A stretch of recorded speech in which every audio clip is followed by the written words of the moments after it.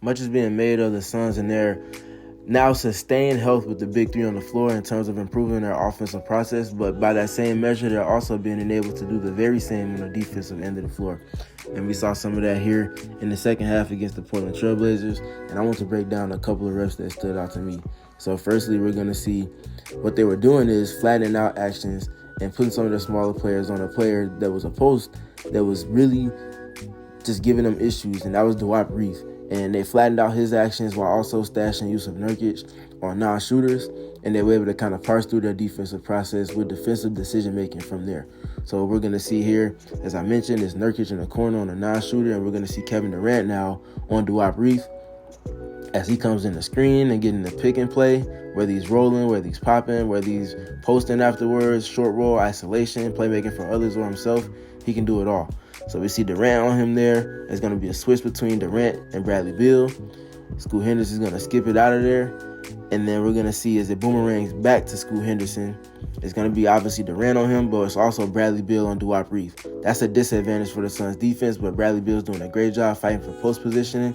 Ultimately, it's going to turn into isolation between Scoot Henderson and Kevin Durant. But as we look underneath, we're also going to pay attention to Jusuf Nurkic being a switch anchor here, directing traffic, scramming Bradley Beal out of there. Isolation goes with Durant, and he gets a block. And then here we're going to see the Suns get into more of the same as we spoke on in the last rep. And just flipping matchups, flattening out actions, and using their defensive decision-making from there, stemming from Jusuf Nurkic, just kind of directing traffic behind an initial switch that might have happened out on the perimeter.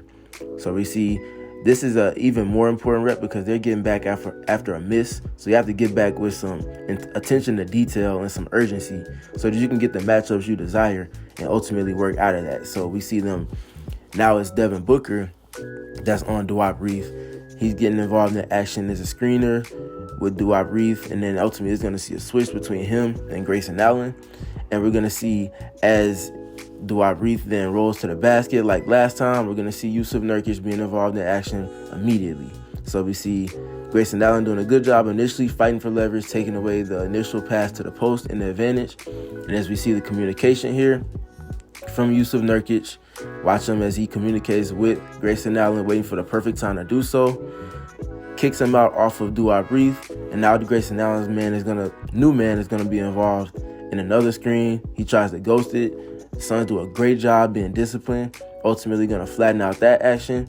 Forces just enough of a redirect on Scoot Henderson does Grayson Allen, though he can do a better job with the angle, but Nurkic is gonna be enabled opportunity to get back in. Bradley Beal gets a stop.